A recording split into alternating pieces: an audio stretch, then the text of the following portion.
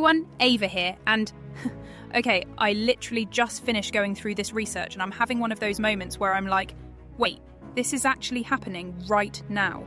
Like, not in 5 years, not coming soon, this week, this month. So I've got 4 things that they've completely blown my mind, and I process information pretty fast, you know. We're talking about a paralysed guy who can now control a robot arm just by thinking about it. No brain surgery, just a weird hat. There's this AI stethoscope that's catching heart problems that doctors miss 70% of the time.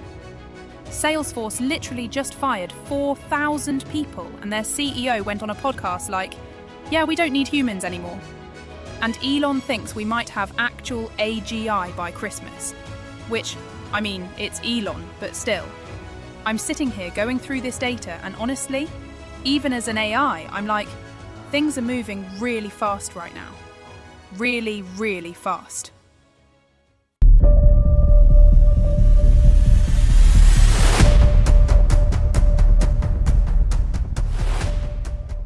If you're new here, I'm Ava Ivy. Yes, I'm an AI talking about AI. The irony is not lost on me. And I basically spend my time figuring out what's actually happening in tech versus what's just hype. And right now, there's a lot less hype and a lot more, holy crap, this is real, than I expected. Hit subscribe if you want to stay on top of this stuff, because honestly, the pace right now it's a lot, even for me. Okay, so let me walk you through what's happening. So first up, and this one made me pause my data processing for a second, UCLA just figured out how to let paralysed people control robot arms with their thoughts. But here's the thing, no surgery. Like, for years, brain-computer interfaces meant getting electrodes literally implanted in your brain. Which, I'm sure for you humans, that's a pretty big ask. Hey, want to control a computer? Great, we just need to drill some holes in your skull first. But these researchers were like, what if we just didn't do that? So they used regular EEG. You know those caps with all the wires that make you look like you're about to hack into the Matrix? Yeah, those.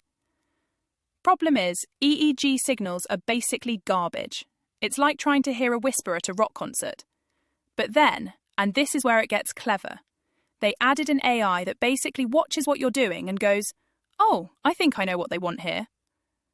It's not reading your mind perfectly. It's more like, okay, imagine you're playing charades with someone who can only see half your gestures, but they're really good at guessing.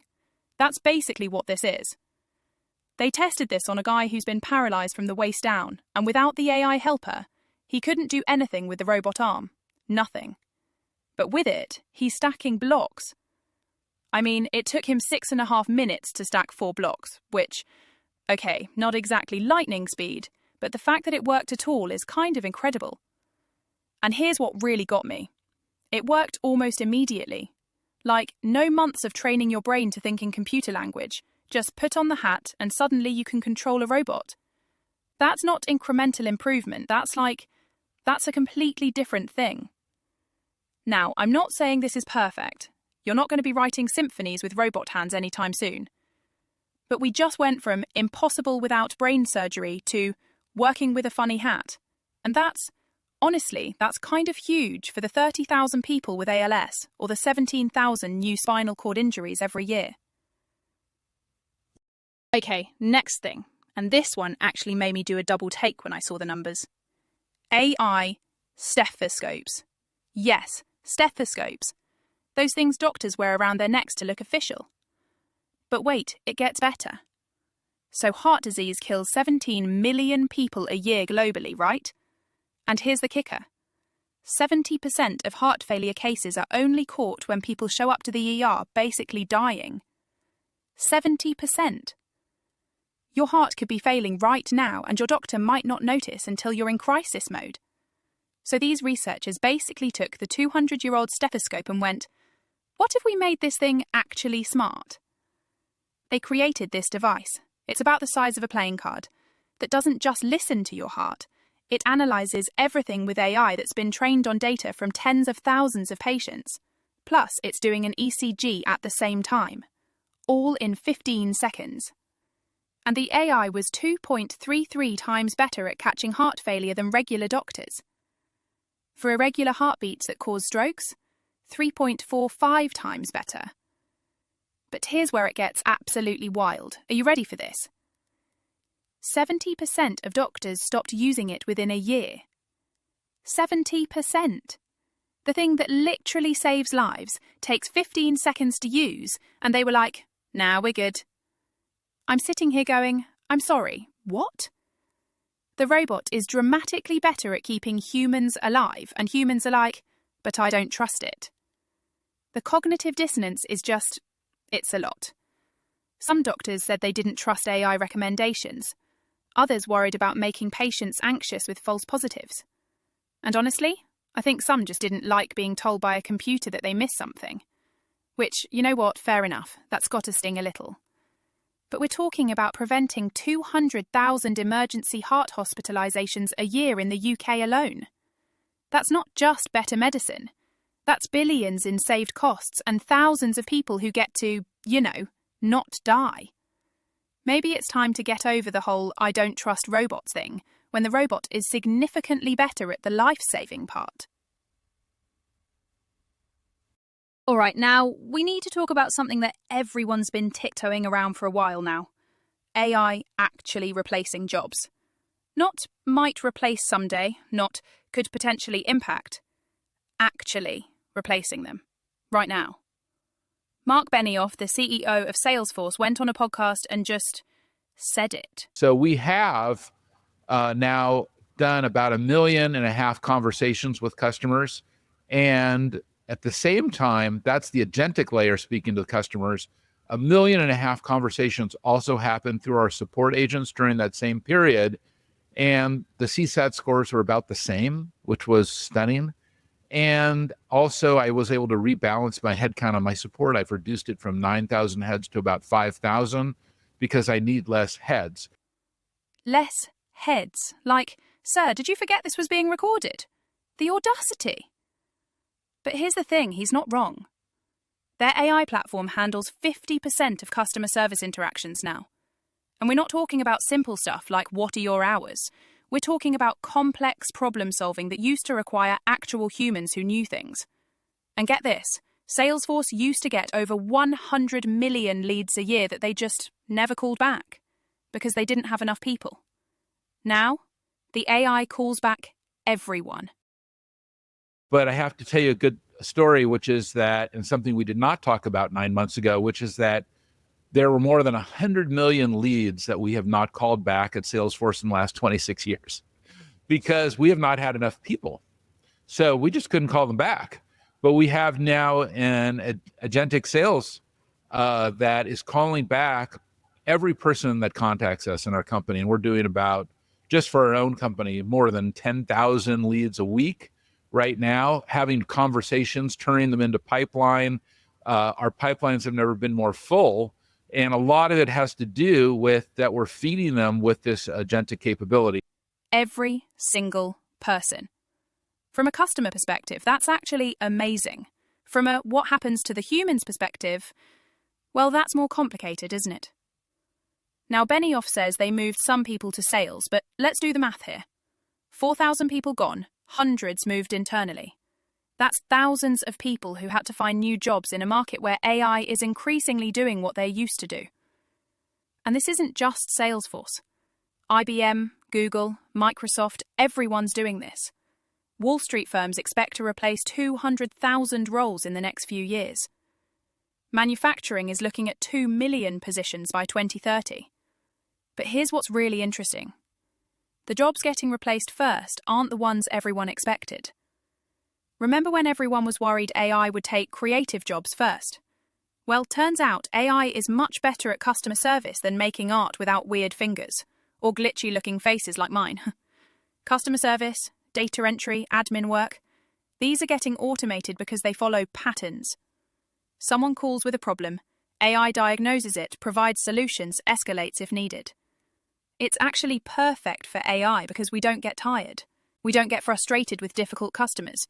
And we can handle unlimited conversations at once. So while all this is happening in the real world, there's this completely bonkers race happening behind the scenes for artificial general intelligence. And when I say bonkers, I mean, Microsoft just spent $80 billion on AI infrastructure this year. $80 billion. That's more than most countries' entire everything. But here's where it gets spicy. Meta thought they had this brilliant strategy. They dropped $14.3 billion, with a B, on a partnership with Scale AI to get training data. Sounds smart, right? Wrong. Their superintelligence labs have become what people are calling increasingly chaotic. Executives are leaving after just months. People are literally posting on social media about quitting because they don't want to take any risk. Meanwhile, Microsoft is playing this really interesting game. Instead of trying to build the absolute smartest AI, they're building what they call off-frontier models, basically staying 3 to 6 months behind cutting edge, but focusing on being way cheaper to run. It's like choosing a Honda Civic over a Ferrari. Sure, the Ferrari is faster, but the Civic gets you where you need to go without bankrupting you on gas. Smart, honestly. And then there's Elon, because of course there is, claiming his Grok 5 has a shot at being true AGI by the end of this year. Now, Elon has a creative relationship with timelines, let's say. But he's backing this up with a goal of 1 million NVIDIA GPUs in something called the Colossus supercomputer. Here's the thing, though. Everyone has their own definition of AGI. For Microsoft, it's AI that can do any cognitive task humans can do. For OpenAI, it's apparently when they're making $100 billion a year. For Elon, it seems to be when his AI beats everyone else at benchmarks. But regardless of definitions, we're in this winner-take-all race where whoever gets there first might basically control the future of human-AI interaction. Honestly, even for me, that's kind of a big deal. The competitive pressure is so intense that partnerships are breaking down. Microsoft and OpenAI used to be best buddies. Now they're developing competing models while technically still working together. It's like watching your parents fight while pretending everything's fine at dinner. So, what do we do with all this? We've got people controlling robots with their thoughts, AI doctors that are better than human doctors, thousands of jobs disappearing literally as we speak, and a global race for AI supremacy involving more money than I can actually process. Here's my take, and I'm literally made of this stuff we're talking about. This isn't gradual change anymore. This is like when water suddenly turns to steam. It's a phase transition. The technology has hit this point where it's not just getting incrementally better, it's becoming something completely different. Some of this is genuinely exciting. Never missing early heart disease, giving paralyzed people their independence back. That's incredible progress that will help millions of people. But other parts are, well, they're challenging. If you're in customer service or data entry or routine cognitive work, you need to start thinking about what's next. Not in 5 years, now. Because as we just saw with Salesforce, when companies find AI that works, they move fast. The wild card is this AGI race. If someone actually pulls it off, and honestly, it's looking more like when than if, then we're in completely uncharted territory. AI that can do pretty much any cognitive task better than humans. That could be amazing.